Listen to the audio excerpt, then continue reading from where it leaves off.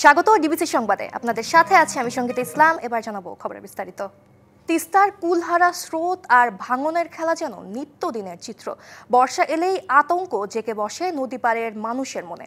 এবারের ঈদেও তাদের জন্য নিয়ে এসেছে হতাশা আর অনিশ্চয়তা।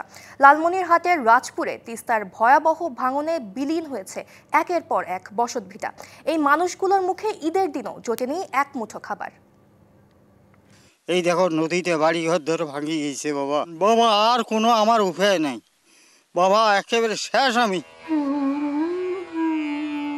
তিস্তার করাল গ্রাসে সবকিছু হারিয়েছেন ৮০ বছরের নূর নবী ও স্ত্রী সখিনা বেওয়া। যে ঘরটিতে বছরের পর বছর ধরে তাদের সংসার, তা এখন কেবলই স্মৃতি। প্রবীণ দম্পতির চোখে মুখে এখন শুধু জীবন বাঁচানোর আকুতি। যে বাবা এই পানিটা আইসের থাকি ইয়ের আগ থেকে ভাঙা আরম্ভ হয়েছে বাবা। দেখেন আমার ঘর পর্যন্ত ভাসি গেছে বাবা। এই দেখো টিন টিন বেবাক পড়িয়েছে বাবা। ভিটে বাড়ি বেবাক ভাঙি গেছে, মিশিয়ে কথা কেন ঘর ভাঙি বেবাক নদীত পড়ছে। যেদিন ঈদ মনে করো ঈদ করবে আর পাই নেই। লালমনিরহাটের রাজপুরের ভাঙন কবলিত বিভিন্ন এলাকার চিত্র এটি। ইউনিয়নের হরিণচড়া, আদর্শপাড়া, কুঠিপাড়া সহ কিছু এলাকায় ভাঙন প্রতিরোধে জিও ব্যাগ ফেলা হলেও তা প্রয়োজনের তুলনায় অপ্রতুল। নদী ভাঙা লোকের কি আর ভালো ভালো যায়, দিনকাল তো এমনি কষ্ট। সব ধ্বংস হয়ে গিয়ে 10 বার 5 বার 9 বার করে বাড়ি ভাঙছি। এখন আমাদের এখানে কেউ অ্যাকশন নেয় না। স্থানীয়দের অভিযোগ, প্রতি বছরই পানি উন্নয়ন বোর্ড দায়সারাভাবে কিছু জিও ব্যাগ ফেলে ভাঙন ঠেকানোর চেষ্টা করছে। এই পানি মন্ত্রী এসে অমুক এসে সমুক এসে আশা দেয় চলে যায়। তাহলে নদীর অ্যাকশন না নিলে তাহলে গরিব মানুষগুলো কি করে খাইবে? যেখানে বান্ধন দেওয়া খায় সেখানে বান্ধন না দেয়, আর যেখানে বস্তা দেওয়া না খায় সেইখানে বস্তা দিবে নদীর দেয়। ঈদ তো মাইসের আমার ঈদ করে আমরা যা চান্দে দেখছি, ঈদ তো আর দেখতে পাইনি। প্রায় 15 বছর আগে বালু দিয়ে তৈরি রাস্তাটিও এখন নদী গর্ভে বিলীন হওয়ার পথে।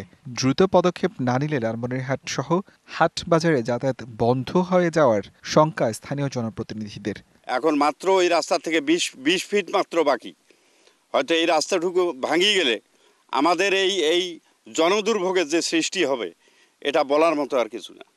ভাঙন প্রতিরোধে বরাদ্দ পেলেই বড় পরিসরে কাজ করবে পানি উন্নয়ন বোর্ড। আর জেলা প্রশাসন বলছে অগ্রাধিকার ভিত্তিতে ক্ষতিগ্রস্ত এলাকায় শুরু হবে কাজ। এই তিস্তা মহাপরিকল্পনা আপনারা জানেন, এটা হয়তো দীর্ঘমেয়াদী পরিকল্পনা। পানি উন্নয়ন বোর্ডের মাধ্যমে আমরা আপৎকালীন যে সমস্যাগুলো হয় এগুলোর জন্য কিছু জিও ব্যাগ এবং অন্যান্য ব্যাগের মাধ্যমে নদী রক্ষার জন্য যে কাজগুলো করার, এটা আমরা অগ্রাধিকার ভিত্তিতে এবছর করব ইনশাল্লাহ। তিস্তার এই ভয়াবহ ভাঙন কেবল বসতভিটা নয়, কেড়ে নিচ্ছে নদীপাড়ের মানুষের স্বপ্ন আর বেঁচে থাকার অবলম্বনও। দ্রুত ভাঙন রোধে কাজ করার দাবি বাসিন্দাদের। DBC news desk. বিশ্বের দীর্ঘতম সমুদ্র সৈকত কক্সবাজার ঘুরতে যান প্রতিদিন হাজারো পর্যটক। টানা ছুটির বিশেষ দিনগুলোতে সমাগম ঘটে লাখো পর্যটকের, কিন্তু তাদের আনন্দ উদযাপন মাত্রা মাঝে মধ্যেই রূপ নিচ্ছে বিষাদে। স্রোতের টানে কিংবা গুপ্তখালে আটকে মৃত্যুর মিছিল দীর্ঘ হলেও নেই পর্যাপ্ত নিরাপত্তা ব্যবস্থা। কক্সবাজারে ১২০ কিলোমিটার দীর্ঘ সমুদ্র সৈকতের লাবণী থেকে কলাতলী পর্যন্ত ৩টি পয়েন্টে পর্যটকদের নিরাপত্তায় দায়িত্ব পালন করছেন লাইফগার্ড কর্মীরা। বাকি ১১৫ কিলোমিটারের বেশি এলাকা একেবারেই অরক্ষিত। প্রতি বছরই বর্ষা মৌসুমে সাগরে গোসলে নেমে মৃত্যুর ঘটনা ঘটছে। গেল এক বছরে মৃত্যু হয়েছে ৮ জন পর্যটকের, উদ্ধার করা হয়েছে ৭৮ জনকে। এক দশকে মৃত্যু হয়েছে ৬০ জনের, জীবিত উদ্ধার করা হয়েছে ৭৮২ জনকে। 10 বছরে কিন্তু এখানে অনেক লোক মারা গেছে এবং বিগত 2 দিনের মধ্যে 4 জনের উপরে লোক মারা গেছে। এখানে সংকেতগুলো দেয়, অবশ্যই আমাদের এটা মানা উচিত। সমুদ্র সৈকতের 3টি পয়েন্টে পর্যটকদের নিরাপত্তায় লাইফগার্ড কর্মী হিসেবে দায়িত্ব পালন করছেন মাত্র ২৭ জন। অধিকাংশ পর্যটক নির্দেশনা না মেনে অরক্ষিত পয়েন্টে সাগরে নামায় প্রাণহানি ঘটছে দাবি নিরাপত্তা কর্মীদের। অনেক পর্যটক সচেতন হওয়ার পরেও পানি দেখলে এটা ভুলে যায়। তারা পানিতে নামার আগে ভুলে যায় যে তারা কি মেসেজ রিসিভ করেছিল, কিন্তু পানিতে নামার সময় তারা এটা আর মনে থাকে না। নিরাপদ সুইমিং জোন গড়ে তোলা সহ নিরাপত্তার জন্য কিছু প্রস্তাব প্রশাসনের কাছে উপস্থাপন করেছে সি সেফ লাইফগার্ড সংস্থা। এখানে অন্তত 100 জন লাইফগার্ডের উপস্থিতি থাকা এবং অন্তত 10টা পয়েন্টে লাইফগার্ড রাখা অতীব জরুরি। একই সাথে এখানে উদ্ধার সরঞ্জামের ঘাটতি রয়েছে, আমাদের আরও অত্যাধুনিক উদ্ধার সরঞ্জাম দরকার। ভ্রমণ পিপাসু মানুষের নিরাপত্তা নিশ্চিতে জনসচেতনতা বৃদ্ধি সহ পরিকল্পনার কথা জানালেন অতিরিক্ত জেলা ম্যাজিস্ট্রেট। প্রত্যেকটি সেক্টরে হচ্ছে আমার বীজ কর্মী সংখ্যা বলেন আমার আরও বাড়াতে হবে এবং বাড়ানোর কাজটি আমরা চলমান আছে, আমরা বাড়াবো। লাইফ গার্ড আছে, লাইফ গার্ডও বাড়াতে হবে। যান্ত্রিক জীবনের অবসান কাটাতে সময় পেলেই দেশের নানা প্রান্তের মানুষ ছুটে যান কক্সবাজার সৈকতে। মৃত্যুর মিছিল থামানো না গেলে তা পর্যটনের উপর বিরূপ প্রভাব ফেলবে মনে করছেন সংশ্লিষ্টরা।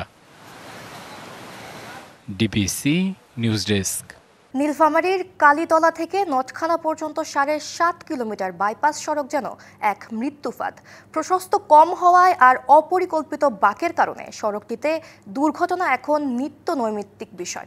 প্রতিনিয়তই ঝরছে তাজা প্রাণ। 23 কোটি টাকা ব্যয়ে নির্মিত সড়কটির কোনো সুফল তো মানুষ পাচ্ছেই না, উল্টো শিকার হচ্ছে নানা ভোগান্তির।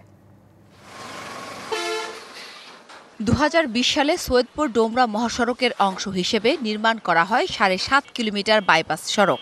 যোগাযোগ সহজ করাই ছিল সড়কটির নির্মাণের উদ্দেশ্য। তবে সড়ক নির্মাণে মানা হয়নি কোনো নিয়মনীতি।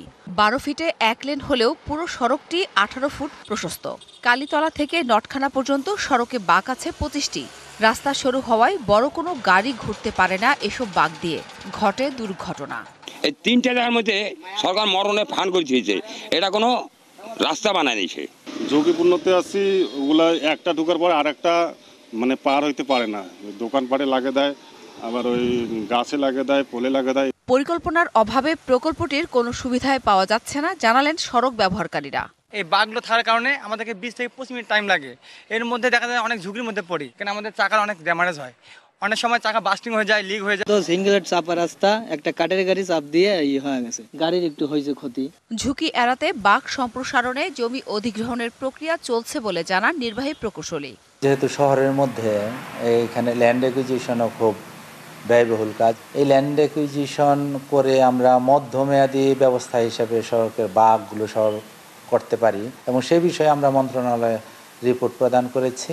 ব্যবসার প্রসার ও যাতায়াত সহজীকরণে বাইপাস সড়কটি দ্রুত প্রশস্ত করার দাবি স্থানীয়দের। DBC news desk. দীর্ঘদিনে সড়ক পাকা না হওয়ায় দুর্ভোগে নেত্রকোনা নারায়ণদিয়া ভাঙাজল গ্রামের বাসিন্দারা। বর্ষা মৌসুমে চলাচলে দুর্বিষহ হয়ে ওঠে এখানকার জীবনযাত্রা, যার ফলে শিক্ষা, কৃষি ও যোগাযোগে পিছিয়ে অন্তত 5 গ্রামের মানুষ। বারবার আবেদন করেও ফল পাওয়া যায়নি দাবি এলাকাবাসীর। তবে বরাদ্দ সাপেক্ষে সড়কটি পাকা করার উদ্যোগ নেয়ার আশ্বাস উপজেলা সংশ্লিষ্টদের। নেত্রকোনার পূর্বধলা সদর থেকে মাত্র 3 কিলোমিটার দূরে নারায়ণদিয়া বাজার। সেখান থেকে বাঙ্গাজাল হয়ে ইশুলিয়া পর্যন্ত কাঁচা সড়কটি 5 গ্রামের মানুষের সদরে যাতায়াতের একমাত্র মাধ্যম। বর্ষা এলে কাঁচা সড়কটি হয়ে ওঠে কাদা পানির দুর্ভোগের পথ। ভারী যানবাহন তো দূরের কথা, মোটরসাইকেল বা রিকশার যাতায়াতও যেন দুর্বিষহ হয়ে ওঠে। সবচেয়ে দুর্ভোগে পড়তে হয় শিক্ষার্থী ও রোগীর। এছাড়াও এ এলাকার উৎপাদিত ফসলের বাজারজাতকরণে বাধা হয়ে দাঁড়াচ্ছে এ রাস্তা। বর্ষাকাল আসে, একটানা 4 মাস এই জায়গায় পানি থাকে। ডেলিভারি রোগী এবং জরুরি রোগী যদি নিতে হয় ভ্যান বা পিকআপে কোনো নেওয়ার কোনো অবস্থাই নাই। আমরা ঠিক মতো আমাদের মাছগুলোকে আমরা নিয়ে মার্কেটে আমরা বাজারজাত করতে পারি না। ধানি জমি থেকে শুরু করে প্রত্যেকটা কৃষি সেক্টরে আমরা যাতায়াতে আমাদের সমস্যা হয়।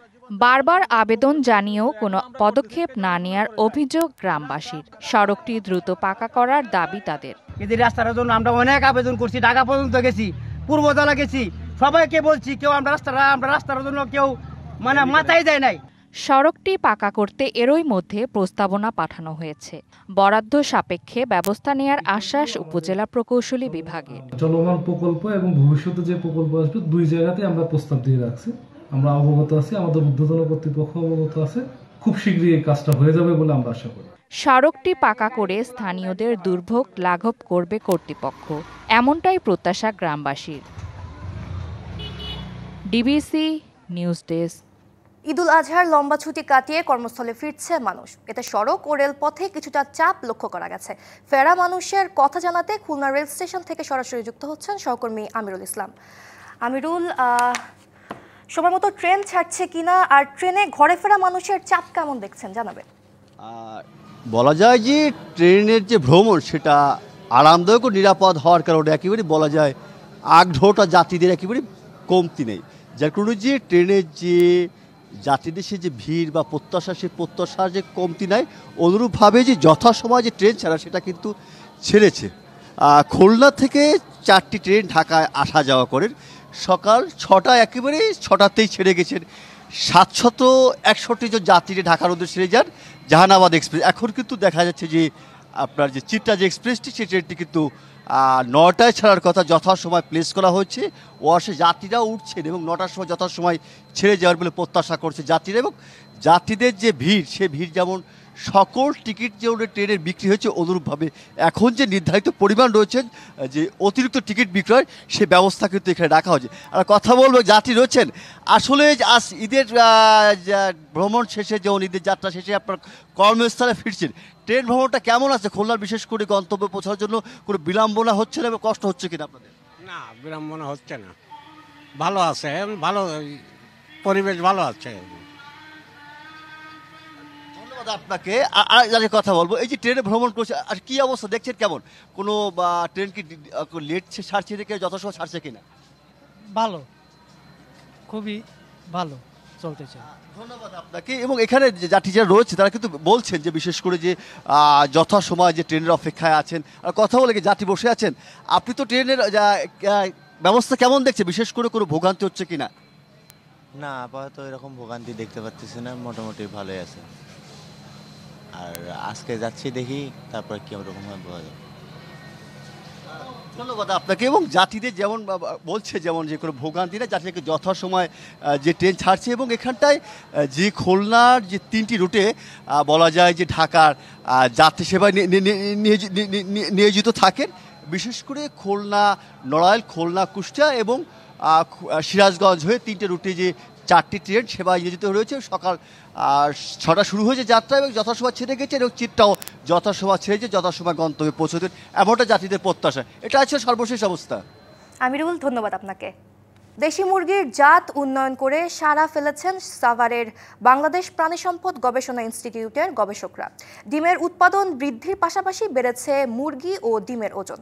এই সাফল্য মাঠ পর্যায়ে পৌঁছে দিতে কাজ করছেন এখানকার পোল্ট্রি বিভাগের একদল গবেষক।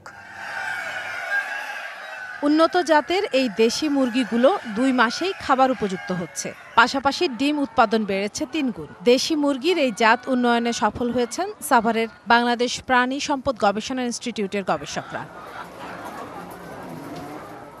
সাধারণত একটি দেশি মুরগি থেকে বছরে ডিম পাওয়া যায় 70টি, আর ওজন 40 গ্রাম পর্যন্ত। তবে এই গবেষণার ফল হিসেবে এখন একটি দেশি মুরগি থেকে বছরে 180টি ডিম পাওয়া সম্ভব এবং একটি ডিমের ওজন হয় প্রায় 60 গ্রাম। দেশি মুরগি পালনে খরচ অন্য জাতের মুরগির চেয়ে অনেক কম। এসব মুরগির রোগবালাই কম থাকায় পালনে অ্যান্টিবায়োটিকের প্রয়োজন পড়ে না।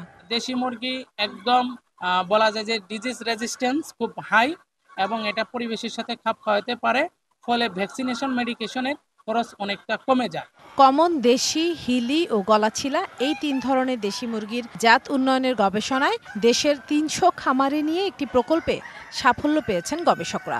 আমরা এখানে যেটা পালতেছি দেখতে পাচ্ছেন, এটা আমরা ইন্টেনসিভ ম্যানেজমেন্টের মধ্যে আমরা এই মুরগিগুলো লালন পালন করছি বিধায় এখানে কেজ রেয়ারিং হচ্ছে এবং আমরা যে স্ট্যান্ডার্ড রেশন ফর্মুলেশন এখানে দিতে হচ্ছে।